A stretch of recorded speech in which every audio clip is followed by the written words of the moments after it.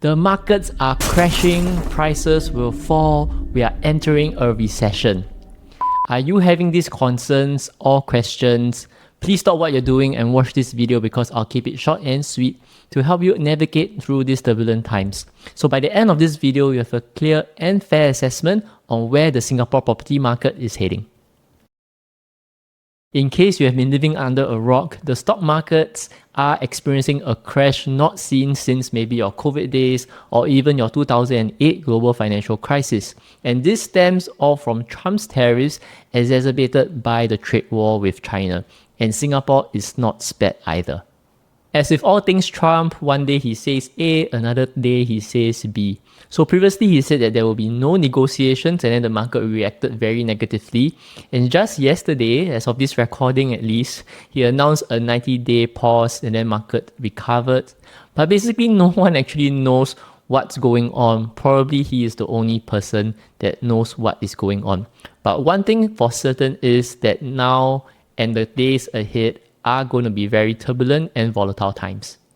Many prominent economists, banks, and CEOs have raised the probability of a recession to over 50%. Now, if you take a look at what's going on, things are very fluid. Just yesterday, when he announced a 90-day pause, that probability also fell. So again, no one really knows what is going on. But if we take a look at the right chart over here, these are the US major trading partners.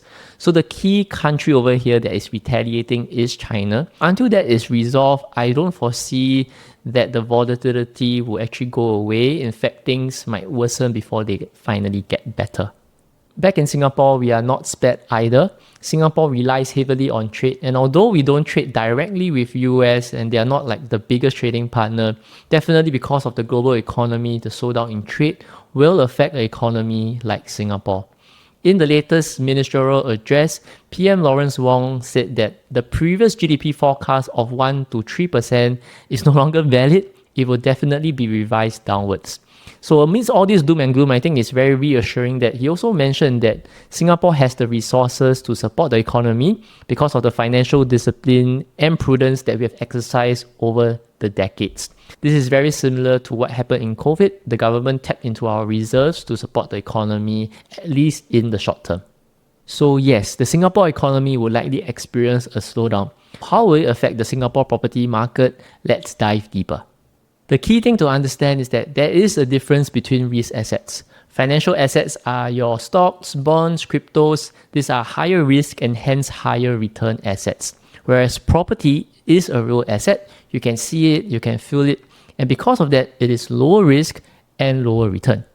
One of the key fears of these tariffs is the increase in the prices of goods. So take an iPhone for example. A lot of the different components come from different countries. China assembles a lot of it. And because of these tariffs on all these countries, the price of an iPhone is likely to increase. Estimates are somewhere around a 40% increase in price. And because you have other trade barriers, the cost of other goods, components, raw materials are also going to increase. So businesses impacted by this will likely pass on this cost increase by increasing the price that they sell these goods to the final consumer. And hence, we get inflation. Back in the COVID years, there was supply chain disruptions. A lot of people couldn't get to work. It resulted in high inflation. If you take a look at the chart on the left, this is a high growth, high inflation period. And you'll notice that different risk assets actually perform differently. The key beneficiaries of such an environment is actually real estate. You can see that it outperforms your financial assets such as your stocks and your bonds. Now, before the tariffs, a lot of the concerns of inflation are already gone. Inflation kind of is like a thing of the past. It was declining, and the Fed actually had the ability to cut interest rates. But tariffs happened, and inflation is expected to increase. And because of the slowdown in trade, the global growth is also expected to fall. So on the right chart, this is probably the scenario that we're entering, a low growth, high inflation environment. And again, you can see that real estate outperforms your financial assets such as your stocks and a little bit for your bonds. Hence, property is a very unique asset. It is a real asset and it tends to outperform other asset classes during such an environment. In Singapore, property is all the more a very unique asset class because of all the cooling measures that we had over the years. When you buy a property, you are expected to hold it for a minimum of 3 years due to the seller stamp duty. That essentially and systematically removes the emotion out of that purchase decision. And over the past few days, the market tanked 10%, dropped another 10%, recovered 15%, dropped another 5%, and the cycle repeats, right? But ask yourself, is the property that you own, is the property that you're living in, was there any change to the price so far? What I've done over here is to look at the correlation between the Singapore Private Property Price Index against 4 key metrics that people look at. Now, the first one is against our GDP, and we need to understand that the goal of MAS and also the government is to ensure that property prices keep in line with our economic fundamentals. And even so, if I find out the correlation between the two, yes, it's positive, meaning that when the economy grows, property prices go up, and if the economy falls, prices are also likely to fall. But that correlation is not strong. The correlation is only 0.55. And if we compare the property price index against stock indices, for example, against the S&P 500, the correlation is even weaker at 0.32. But against our local Straits Times index, the correlation is slightly higher at 0.43. I think that this is likely due to the very high exposure of real estate companies in our STI. You have a lot of developers as well as REITs in the STI. And the last comparison I did over here is comparing it to our local interest rates, the 3-month SIBOR. And you might think that, when interest rates fall, prices will rise. But surprisingly, the correlation is positive, but it is very weak at 0.24. Now, why is that so? So private properties or properties in general, they are very illiquid assets. Doesn't mean that the Fed were to cut interest rates today, suddenly tomorrow prices will shoot up or people will start buying property. So these are very key takeaways that I want to just share with you today. Doesn't mean that you see the stock market crashing or the economy falling.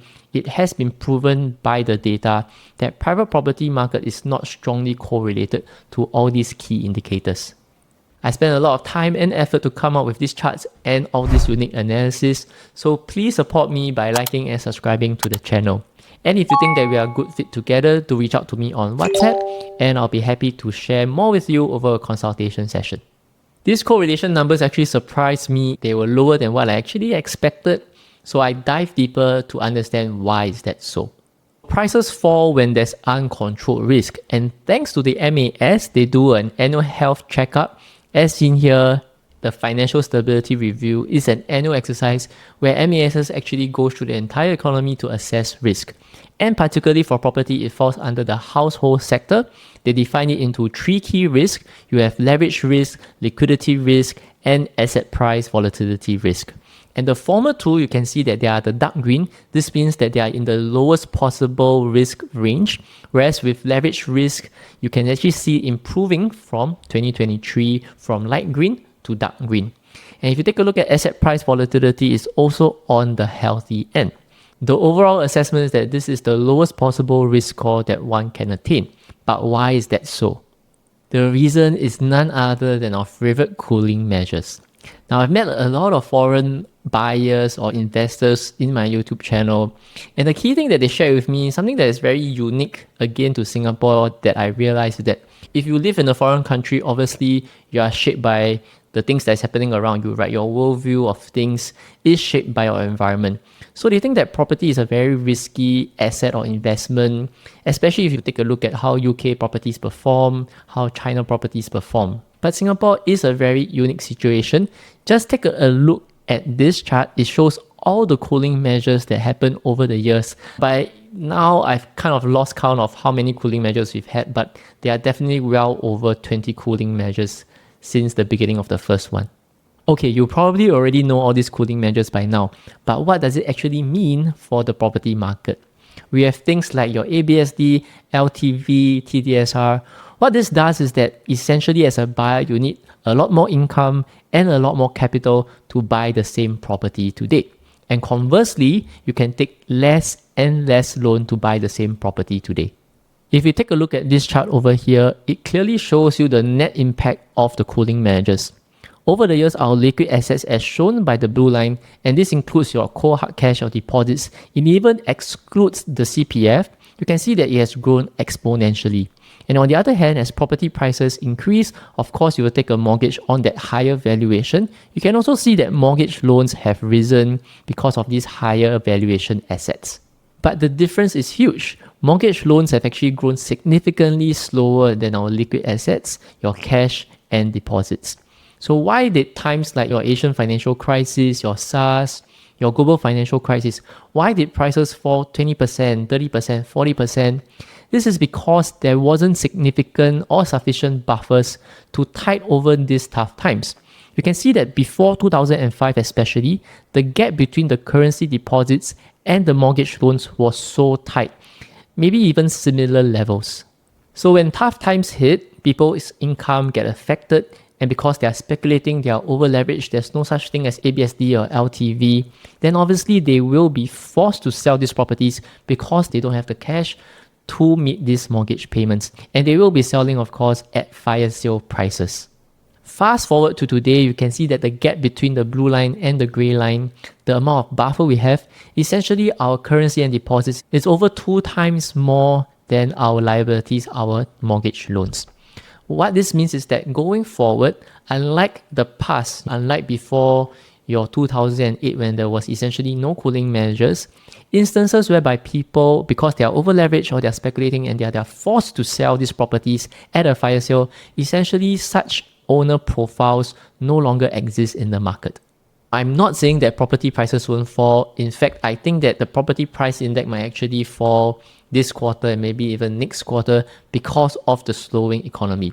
But what I'm actually pointing out to you is that the fall will not be as significant or drastic as the past. In 2018, the same thing kind of happened. There was actually rising trade tensions with China. You had the slowing China economy. There was Brexit and a lot of other economic problems happening in the market. But if you take a look at these numbers, we did fall, but 2 quarters of falls later, the next quarter, we recovered whatever we lost. And again, during COVID, remember everybody was like, wow, Armageddon, right? The property price index did indeed fall by 1%, but again, in 2 quarters, we basically recovered whatever we lost. And the same thing has repeated in 2023 as well as in 2024. There were quarters whereby the property price index fell, but again, in the next quarter, we recovered. So what I'm trying to say here is that we want to use property as a long holding asset. This is not a stock. This is not going to be something that you buy and sell tomorrow, right?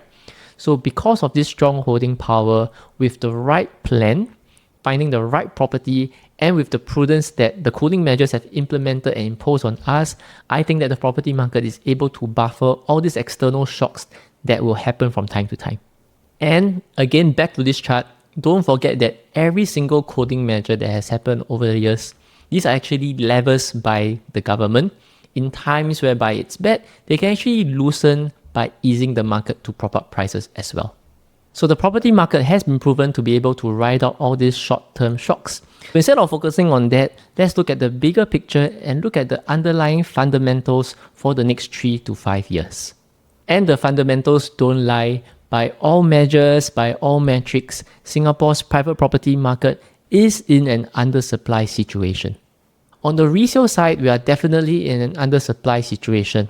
Don't believe me? Go and pull up Property Guru, go and check out Jadescape, Park Extra, all these popular developments like Sterling Residences, Park Colonial. Go and filter 3 bedrooms, right? How many 3 bedrooms are there on sale today? The total number of units add up in all these developments are in the thousands, but I can count the number of 3 bedrooms on sale with my fingers. This undersupply situation boils down to 4 key factors. The first is that the majority of owners of properties today are owner-occupiers.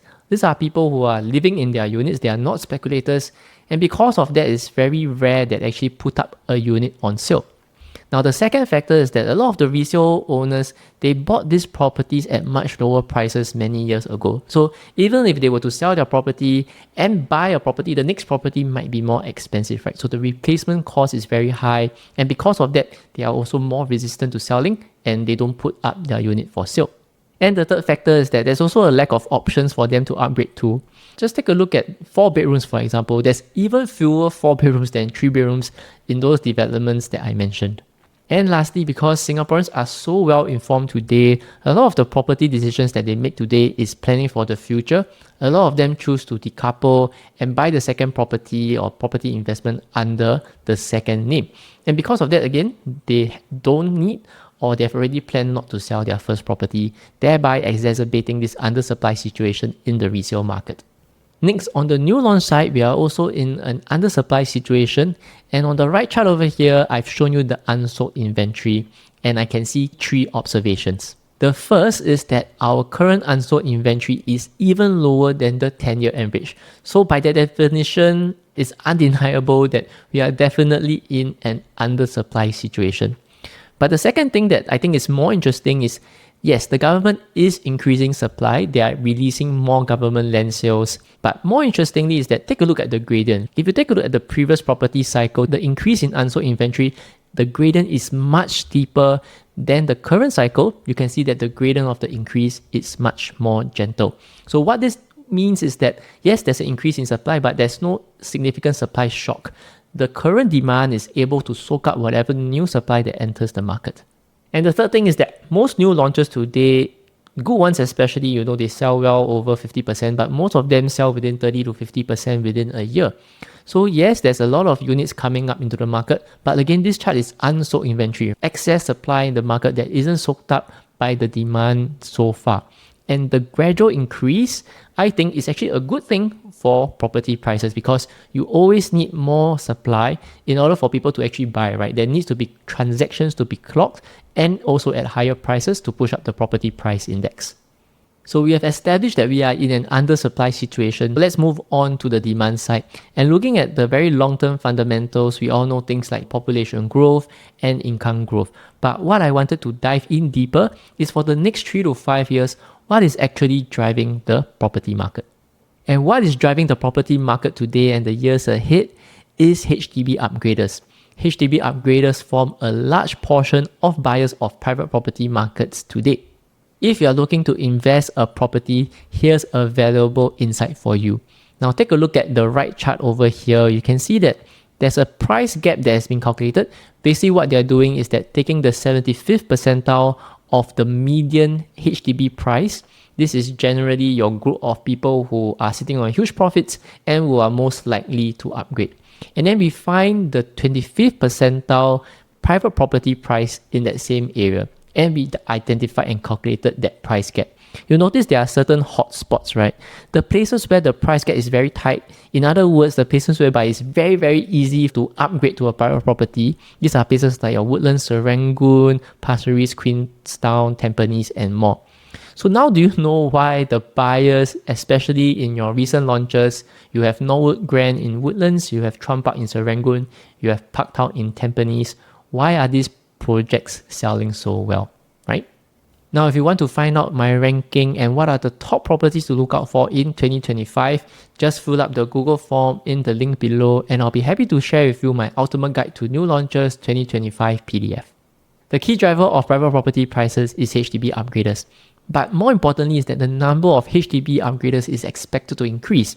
If you take a look at this chart over here, these are the number of MOP units that will enter the market. And 2025 right now is the lowest number of MOP, potentially HDB Upgraders entering the market. The reason is, of course, 5 years ago, that was for 2020, 2021, there was a delay in your key collection and construction due to COVID. So 5 years later, which is your MOP period, there is very little MOP units today. But going forward, because of the recovery of all your construction, you can see that the number of MOP units would more than double from 8,000 today in 2025 to close to 20,000 or over 20,000 in 2028. To summarize what is happening to the demand in Singapore, what we are actually concerned today is the market demand. You talk about the markets crashing, it might affect the market demand. So we've already identified in the previous few sections that there is a huge wave of HDB upgraders in the next few years. But secondly, there's also a huge number of buyers today. These are called the intergenerational wealth transfer buyers. These are your baby boomers who are basically your main beneficiaries of Singapore's economic growth over the years. And they actually empower and help their kids to buy a property. And in my line of trade, I'm really seeing more and more younger buyers. They are getting younger and they are getting more in numbers.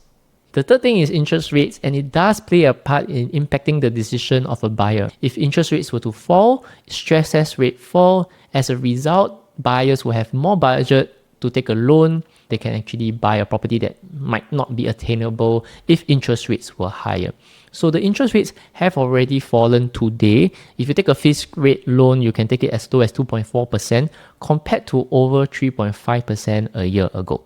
What will undoubtedly be affected because of all this trade war going on, this is buyer sentiment. There's a lot of doom and gloom happening in the market around us. The economy might actually contract. People would encounter things like, your job security issues. Your wage might not grow, or maybe you even totally lose your job altogether and there's actually wage loss. And definitely demand will take a hit over here. But if we exclude this smaller group of buyers, and if you take a look at everything on a whole, there are definitely more positive factors than negative factors when it comes to demand in Singapore. More importantly, we need to understand the difference between demand destruction and demand delay. So here's an analogy. If you take a look at the picture on the left, this is our creative homegrown MP3 player. And this is demand destruction. Essentially, this product no longer exists because nobody wants to buy it and it's been taken off the shelf. But if you take a look on the right hand side, this is more akin to demand delay. Maybe you're holding on to an iPhone 14 today and now they have released the iPhone 16. Wow, prices so expensive. You might actually delay your purchase, but eventually you will need to replace your iPhone. So that might be your iPhone 17 or 18 or 19, but eventually you will upgrade or change your phone. And property is something like that. Be it good times or bad times, the property will still be there. So buyers, because of all this doom and gloom, it affects their sentiment. They will just delay their purchase. Maybe they want more job security before they can actually commit to that purchase. So the demand is still there. The number of HDB upgraders is still there. It is tabulated, it is calculated, it has already been pre-programmed, but they might actually delay maybe a quarter or 2 quarters or maybe even a year. But eventually these are the people who actually demand to buy a private property. It also pays to keep a level and cool head during this very high stress periods. I'm very sure many of you, office talk, the market is crashing, property prices will drop 10%, 5%. I mean, I hear that even today when I meet some clients, doing my consults. But I always fall back to the fundamentals again. Warren Buffett, the Oracle, he gives us many, many great lessons. And this quote, he says that if you cannot control your emotions, you cannot control your money. And this guy, he's amazing, right? During this period of the tariffs war, you can see that the top 15 billionaires, according to the Bloomberg Billionaire Index, basically he's the only guy who made money. So it actually pays to listen to him. Maybe don't listen to me, but definitely go and learn some of these key investment ideas from him. And essentially what I take away from this is that let's take our emotions out of this and let's look at the fundamentals. So what are the fundamentals? Let's take a look at what's happening right now. Yes, we are probably going to head into a recession, but these are short-term shocks. So let's focus on the long-term picture. And I hope that in this video, I share with you enough data and analysis that fundamentally, number one, Singapore private property market is in an undersupply situation. Number two, demand is strong and in fact it might be increasing because of HDB upgraders. And number three, the risks are assessed to be low because we have a lot of buffers that have built up over decades. And with that, I hope that this quick update will help you in your property making decision. If you like what you see and think that we are a good fit together, do reach out to me on WhatsApp and I'll be happy to share more with you. Don't forget to like the video, subscribe to the channel, and I'll see you in the next video.